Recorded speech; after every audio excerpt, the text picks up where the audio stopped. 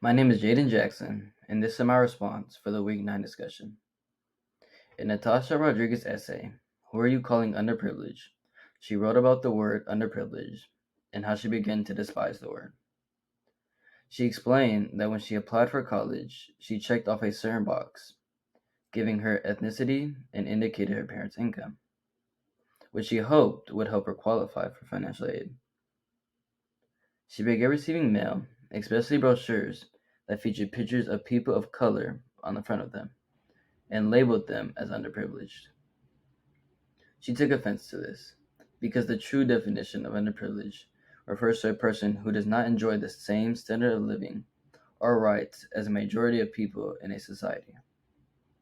Rodriguez believes that she did not fit in this definition, and even though her family did not have a lot of money, she was always able to have an excellent education.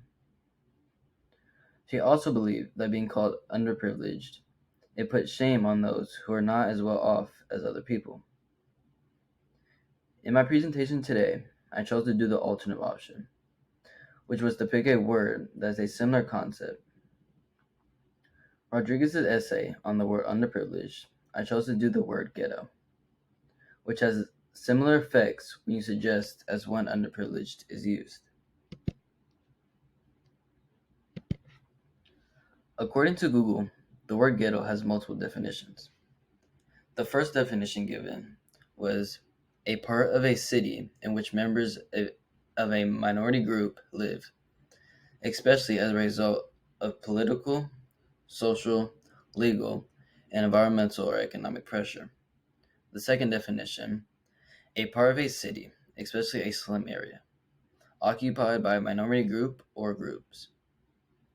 And the third definition, put in or restricted to an isolated or segregated area or group. Each of these definitions are related to one another, but also make the word controversial in today's society.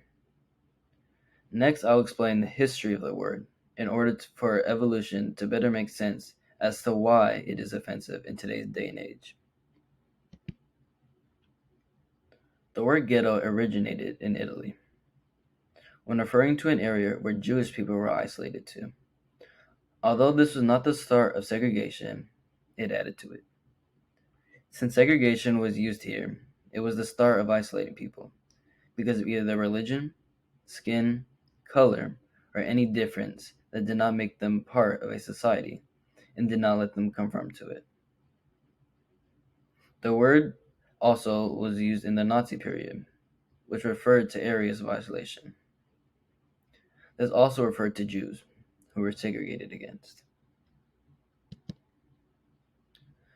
Continuing on from the history of the word ghetto, there are many problems with the use of the word today.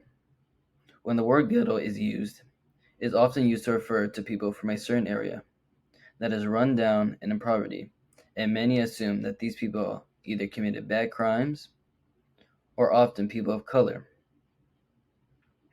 Many times this is not the case, and just because someone from a certain area does not mean any of these things are true.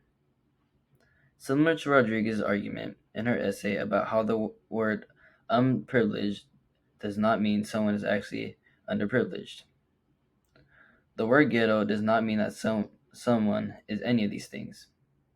Using the word to refer to a person or an area can also cause offense because they are putting people under an overarching umbrella and being labeled as something they are not.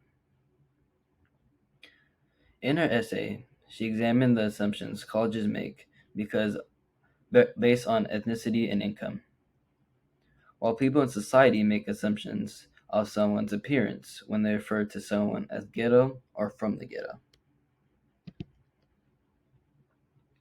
There are many alternatives when attempting to use the word or being in a situation where the word is used.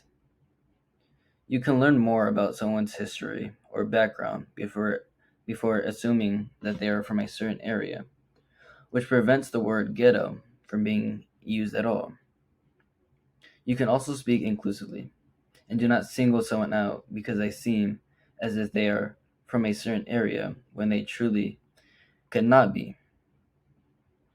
You can also refrain from the use of the word in general.